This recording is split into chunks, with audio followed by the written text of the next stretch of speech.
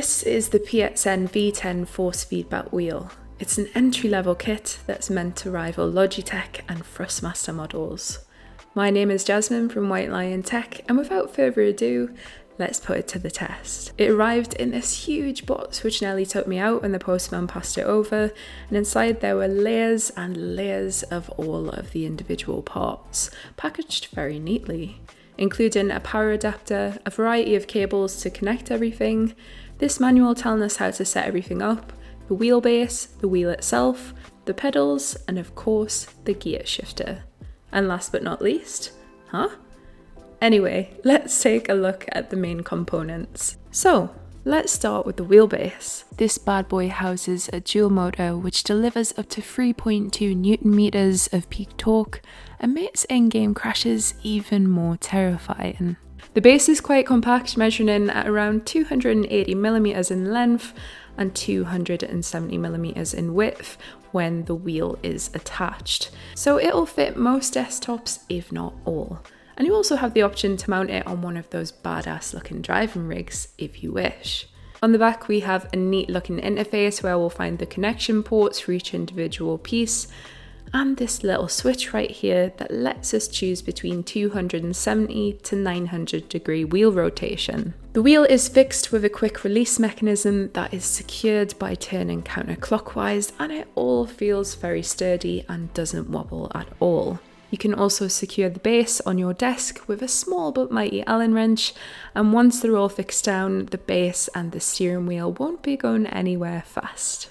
The steering wheel is a little bit smaller than average, but it still feels great. It has this neat stitching along the inside with a suede-like material around the edges. Personally, I prefer wheels without any type of suede fabric just because they seem to be a little bit of a dust magnet, but it still looks really good and allows you to get a pretty solid grip of the wheel.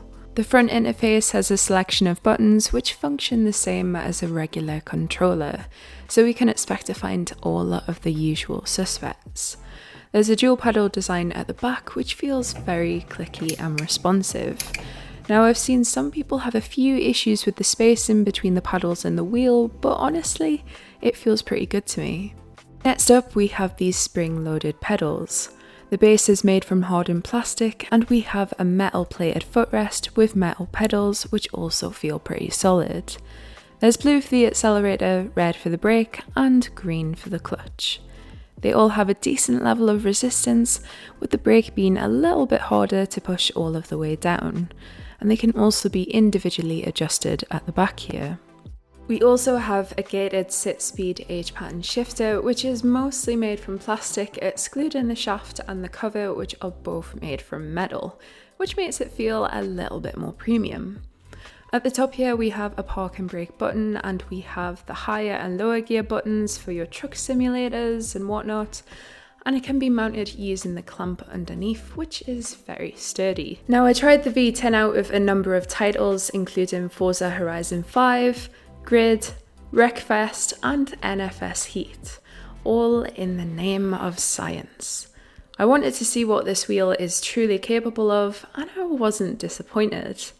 I have this foam mat which helps with pressure on my joints when standing at my desk for long periods of time, so I slap that down and pop the pedals on top, and it works a treat. One quick thing to note, when the wheel first connects, it does its signature spinny move to show you that it's alive and well, but don't do what I did and rest your head on the wheel when you've just connected it, otherwise you might lose your front teeth. So let's get into the gameplay itself. I cannot say I experienced any latency issues of any kind.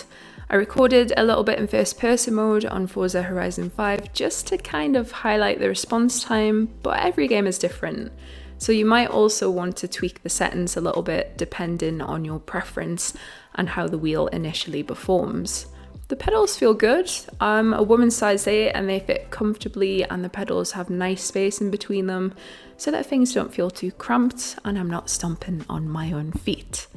On their website, PXN states that the V10 is currently compatible with PC, Xbox Series X, Xbox One, and the PS4.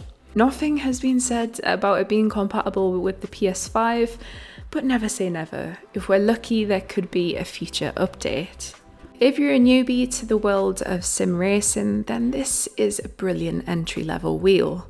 It has a sturdy build and a pretty impressive range of features, and I'm really looking forward to seeing future updates.